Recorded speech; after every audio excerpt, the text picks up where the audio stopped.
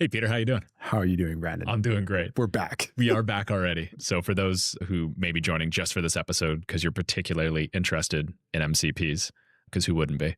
We're still going to do a quick intro, but there's another conversation with Peter about how we do conflict resolution, which I encourage you to check out as we may reference it in this chat. Peter, let's get a quick intro just in case. Sure. So I'm one of the founding engineers at Unblocked. I mostly work on the intelligence pipeline, but that includes MCP, of course, because we build an MCP server and soon an MCP client that will allow other servers to hook into the platform.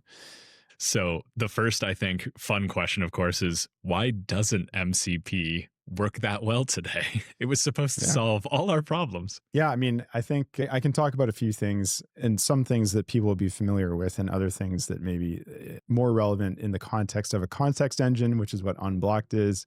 So firstly, why doesn't MCP work as well as it could? When we think about connecting MCP servers, what we're thinking about is either connecting like a pipe to context or a pipe to some capability, right? Or some way to execute actions. A model that's operating in isolation is not going to have a full understanding of what sits on the other side of that MCP server. Right. One of the ways I like to describe an agent versus what an agent does versus what a context engine can do is this idea that you have a very experienced engineer that's brand new to an organization. And when they start working, they have all this wealth of software engineering experience, but none of the context. Yeah. And so in order to get a task done, they have to go searching around to find that context.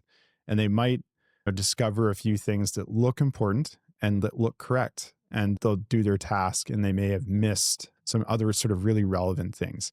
And this is kind of the way that code agents work today. They don't have this kind of grounded and sort of omniscient view of an organization's context. And so they don't know where to look. Yeah. And so when you provide them with a series of tools, they might be trained to understand that, you know, you can search code here, you can execute a bunch of bash commands to find some things. And that's all, you know, local context. Yep. And they're trained to do that. And that's great. But they may not know, for example, that there's a Slack conversation somewhere that discussed this issue in the past that has some really relevant information that they should pull on. Or if you're operating with a code agent that has only a view of a single repository, which is, I think, the case today for most of the coding agents. Yeah. You could have a microservice situation where you've got a whole bunch of different repos that implement a bunch of different services, and reasoning across those things is difficult because you have to give them access and they have to know that those things exist and they have to know to look there for the information. So our view of where MCP is sort of deficit is in that viewpoint where you have basically an agent that doesn't really know where to look, and it may find the thing, it may not, or it might find the wrong thing and claim that it's the right thing. So, you know, that's where a context engine comes into play and kind of solves that problem. You can connect a context engine as an MCP server and then have the agent kind of start there, you know, ask the context engine, you know, tell me about this thing that I'm trying to solve. Yeah. And it will do its omniscient thing and grab all that context together and deliver it and put the agent on exactly the right path to solve it. That's amazing. So yeah, like with Unblocked being a context engine and then having it expressed inside of the workflow is like the MCP, you can basically make whatever Claude Code, Cursor, doesn't matter, but one of these LLM agents actually get the important context up front and then hopefully proceed to other things. Whereas in a thought a different way, if you were like, hey, here's like whatever 6 MCPs of each tool to my org's tool chain, like our whatever software footprint, it has to decide to check at all, and then B, it probably gets happy when it finds anything that looks right and then proceeds down a path, which causes looping, I guess. I can give you a very specific example. So we have this system in our architecture called the source mark engine. Yep. And the source mark engine was built before LLMs came along, actually. And we used it to track changes through code through time. And, you know, it's basically like looking at content hashes and, you know, the diffs in between the code and try to figure out where the changes are. And then you could move, you know, conversations that happened in pull requests in the gutter in the IDE Oh yeah. as the file changes. And that's kind of how we track that. Yep. Now, like source mark is not really like a colloquial term, and it's not one that, that models are super familiar with. So if you were to ask a code agent that's connected to the Unblocked repo, if you were to ask it, how do we track code changes through time? Yep. It just won't get it. No. Like it'll search for keywords like Git. Yeah. It might find some related things, but I just tried this morning, actually. It just couldn't do it. Yeah. Searching all these different things, never found the correct answer. Whereas, you go to Unblocked and you ask it, and it has all of those things at its fingertips. It understands the higher level concepts as well as the semantics, and it can just go bang and then get it. Not only get the source code, but then the discussions that happen around it as well. So it's contextualized with like true organizational knowledge. That's something that you don't get from just source code, obviously. Yeah, for sure. And it's also just, I mean, it's a labor of love to all the engineers I've seen, like manually curate context to give to one of these things to start a prompt, whether it's with like whatever the newest plan mode, then this mode. It's like, oh, it's super painful. It's just a lot. I totally sympathize with that. Like you have to carefully craft these prompts and basically send it down the road that it needs to go. Yeah. And that's the other thing, right? Like the people that get the most mileage out of these tools today are the senior engineers that already have all of that organizational context. And so you're missing out on a huge cohort of engineers to unlock value for, right? Yeah. And I think one thing that I've noticed at least is that depending on which agent you work with, it tends to bias its own tool chain because of like the nature of the harness it's built around. Yeah. So like that's also something, like it's like as much as you may have connected an MCP, like you're learning to talk to one of them, I guess. That's right. Yeah. I mean, they've been trained, right? Yeah. They've been trained to execute local file search tools and so on. And so that's what they'll reach for. And in some cases, they've been trained not to reach for MCP first at all. Yeah. In which case, we have to tell customers that you might want to use agents MD or instructions at the top level configuration to kind of nudge the agent in that direction. So for us at Unblocked, like how are we thinking about using the model context protocol MCPs in order to like help the engineers that we work with and our customers just get value? Oh yeah, so many different ways. As a server, like obviously we're delivering first and foremost that context. Yeah. And the context can be delivered in a very sort of narrow and directed way, or it can be delivered in a sort of total omniscient way. It depends on the use case, of course. If a user's asking about a particular Slack conversation, then we kind of zero in on that and provide the context surrounding that. If they're asking a general implementation question, then we can take the 10,000-foot view and pass back the right context there. Unblocked as a context engine can do more than just reply with detail. It can figure out what a good path towards implementation might look like if there were architectural diagrams or Slack conversations that took place, and actually provide some helpful hints or instructions back to the agent to put it in the right direction. That's really cool. So like when it's in tandem with like, I'm just going to work off the idea of like these actual agentic coding agents for now. Yeah. Like when it gets that context back, that means that when it goes to actually write code or code gen, it's probably more effective, or like you're getting something better, more efficient. Like what have you seen in your own testing? Well, so more effective. And then also you can instruct it to say like, when you encounter this next scenario, call back to get more context. Cool. And, you can basically like daisy chain these context calls together. That's sweet. And just keep it really tight on the rails, fully aware of your organization's context as it goes.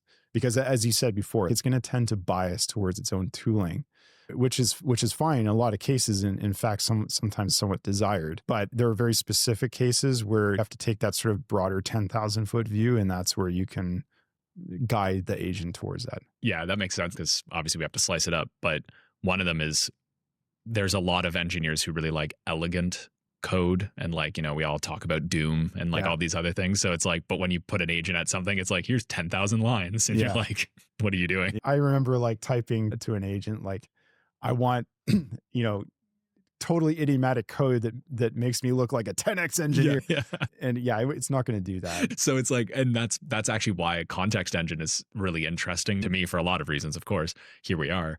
One of them is what I've seen when I was messing with a few things, building a Zapier integration, it actually output less lines of code than I've seen when it's naive, like completely naive. And I was like, this is actually wonderful. Plus, I saw that it was way less token usage because it's able to just get the data back faster and work within that. So my context window wasn't bloating. One sort of observation that I've made is the coding agents have gotten better at understanding what prior code looks like. Right. And they model the new code after the prior code. So it's not just inflating from training data. They'll do a little bit of legwork up front to understand the existing implementation and to look at prior code. But you can distill that down even further, as you mentioned, by getting the totality of context. And then it will just really zero in on the things that it needs to do. When it comes to the unblocked MCP across our customer base, what are some actual representations, real examples you've seen of it giving that kind of value to our customers? For sure. This is just talking about the MCP server, the other side of that, which is unblocked acting as an MCP client. So today, people have found a lot of value, especially in automation. Lots of people are running Claude Code in GitHub Actions. Now, that it's really effective because Claude Code exists within that environment, and within the Actions environment has access to all of the local build tools and everything. This is a very powerful idiom. I think that actually I'd love to see Anthropic lean into this a little bit more, but the powerful idiom is the REPL loop. You can suggest a change, and then you can validate whether or not that change is going to work more or less instantaneously by running the build again with that change. Now, the problem is that sort of scenario still suffers from all the same problems that a local code agent suffers from. It doesn't have full organizational context. It can't see the dependencies. It can't reason about the Slack conversations that have taken place.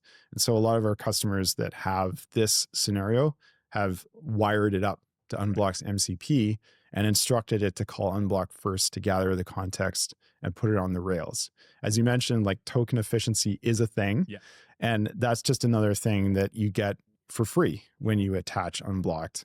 Rather than Claude Code having to rip around to figure out what's going on, it can call Unblocked, get like the PR details right away from the PR that it's operating under, understand the conversations that have taken place, and like shortcut a lot of that wayfinding activity. Yeah, just get the more correct context up front, one shot, so you don't have it running. Because like I assume this would also reduce like, I'm going to call it build times, but like the latency, like the amount of time it's taking for it. Like you're getting speed, you're getting higher context, you're probably getting increased like better correctness, more token efficiency, all those good things. And like, I mean, I encourage anyone who's like watching or listening to this, like they could also try to build one of these like context engines and bring stuff into this. But I think we've met a lot of customers who have tried. Yeah. Where did they go wrong in case someone wants to try to do this, like sans us? To build a context engine? They can call us, obviously. But. Well, I guess the first thing I would recommend is that you not try to build these things. Not selfishly, like, actually, we've had a lot of customers that we've had build versus buy discussions with. And the conversation typically goes like, hey, we've been building, there's many different spectrums, by the way, of customers. So some haven't tried to build a thing yet. And they'll ask kind of the basic questions and we'll describe how the system works. And they'll go, ooh, maybe we should just accelerate this conversation. Others will have tried to build it in the past and they'll come to the table with questions that are more sophisticated. And they're trying to like basically test us for competence, which is completely fair. All of those like really difficult problems are not just isolated to a single snapshot in time. The models are evolving. Your corpus is evolving and the techniques are evolving. And if you try to build this thing yourself within your organization, you have to be prepared to think about that project like a business. You're going to have to, it's going to be continuous. It's not one and done. You're going to have to continue to evolve it over time. The industry is moving very fast and you have to move fast with it. And then there's the overhead of the cost of maintenance. So I would just strongly recommend that people rethink that. Now, if you want to go build this platform and sell it yourself, we think that's great, actually. Competition means that there's a market. Competition means that there's new innovative techniques that get created. And I think everyone benefits from that. On the specific points of what's difficult, the access control component is one like really big standout differentiator. For us, the focus on engineering workflows and the craftsmanship that goes into creating a really good developer experience is one thing to pay attention to. It's not enough just to build a retrieval system. You need to unlock the value of that for customers. And it's either you that's going to do that or a model organization, and they've got their own focuses to pay attention to. So for us, it's us right now. Yeah, of course. No, it makes a ton of sense. I mean, we spend a lot of time and a lot of effort thinking about each integration, each corpus of data, like what matters, obviously how to find it. And as you mentioned, it's not just about RAG or embeddings. We're quite past that as I think a space, what we work on. But yeah, like it's very cool how our MCP server is helping people. You early mentioned client, yes. So you want to... I'll talk a little bit about client. So, you know, we're getting into this realm now of platform extensibility, and customers have already asked for an API integration in order to wire into their own internal applications to up-level them. And that's a perfectly valid use case. Another super valid use case is bringing your own integrations to Unblocked where we don't already have first-party support. Now, I imagine that this particular example will change, but let's imagine that you had a Datadog MCP server, right? And so you could plug that thing into Unblocked and you could get real operational value from Unblocked right away. Unblocked doesn't just operate on like ingested data. We build a real-time knowledge graph at time of query or time of insight or whatever.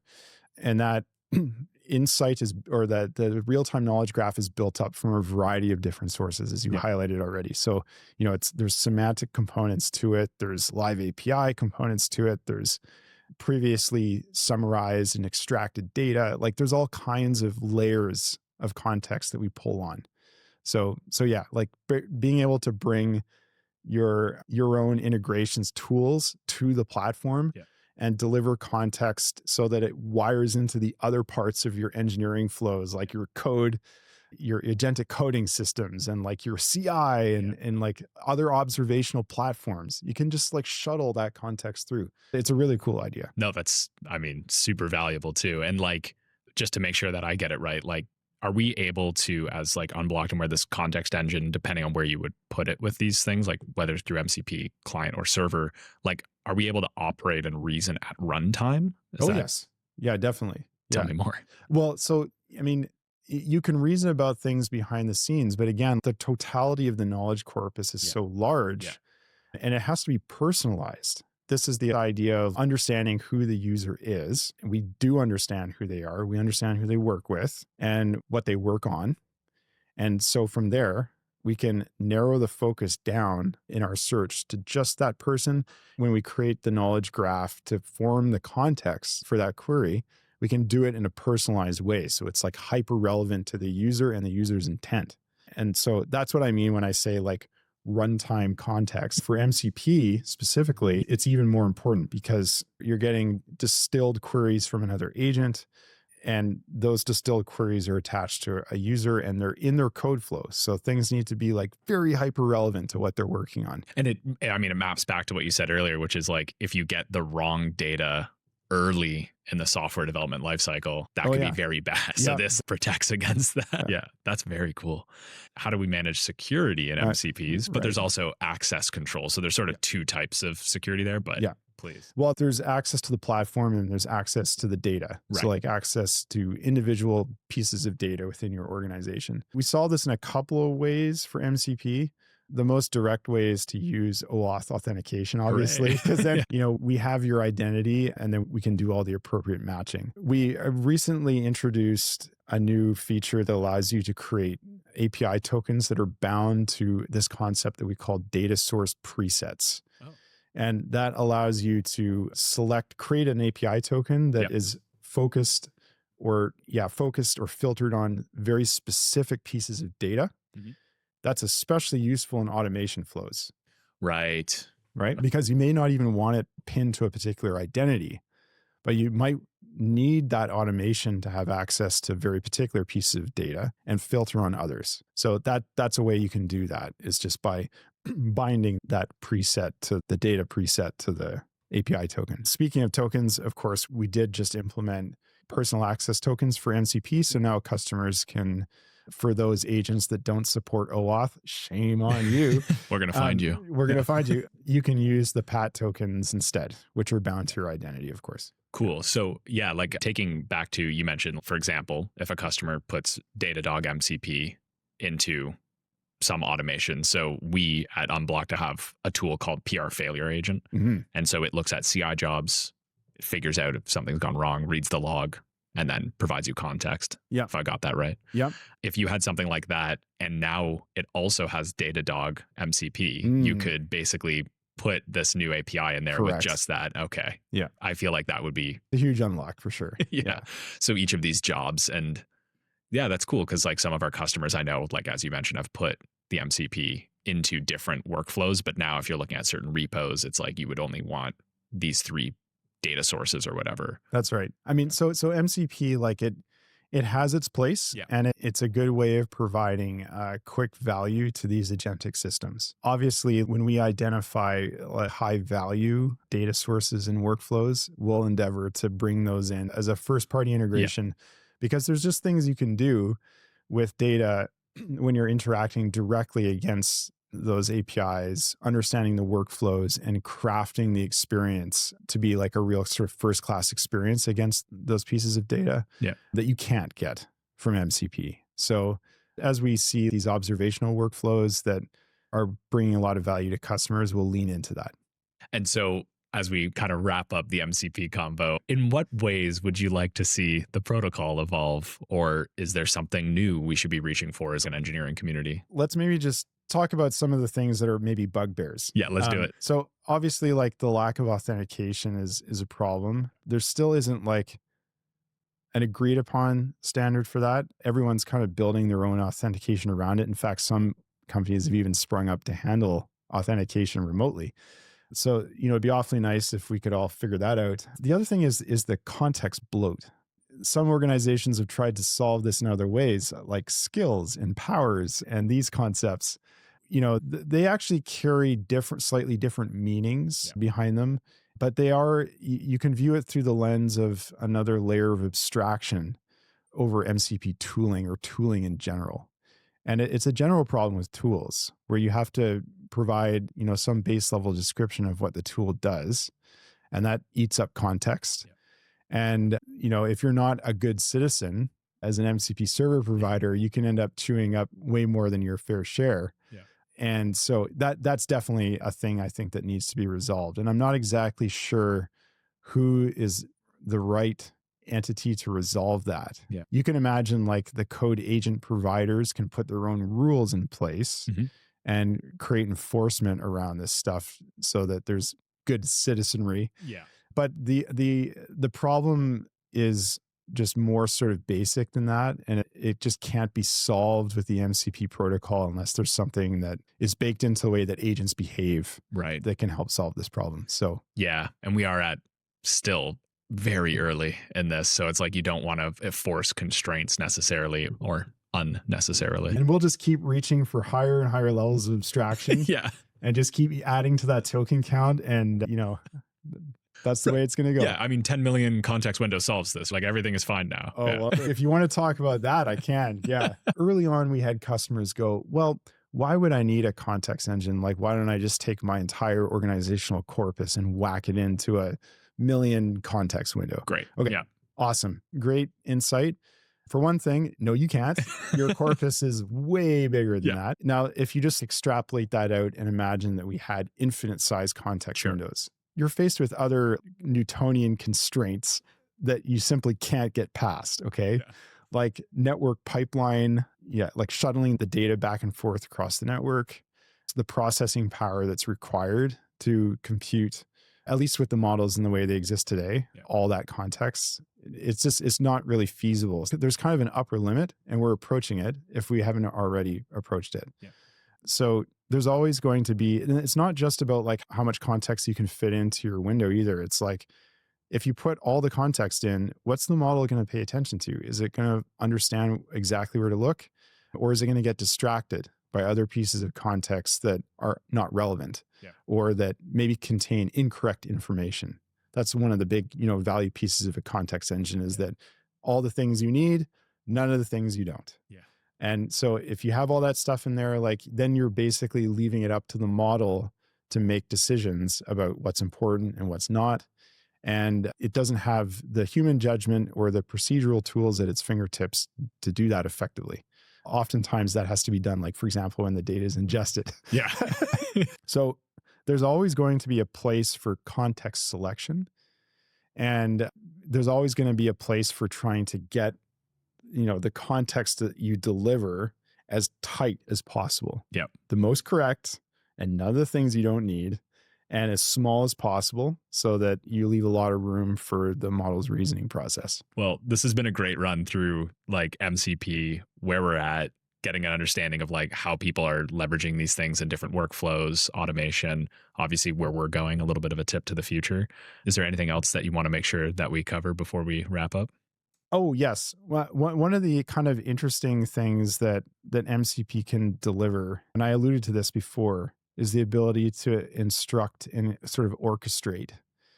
And especially for, a context engine that has a lot more, I hate to like overload this term, but like context. Yeah. It has more context about the user and what they're working on and what the organization is doing. That could be helpful as an orchestration mechanism. So that's just an interesting thing to explore. Like you plug in an orchestration mechanism that helps your agents do the right thing. That's cool. Okay. We'll be sure to come back in early 2026 with there that. You go. But no, thanks again, Peter. This has been a great conversation. Yeah. Thank you. Thanks.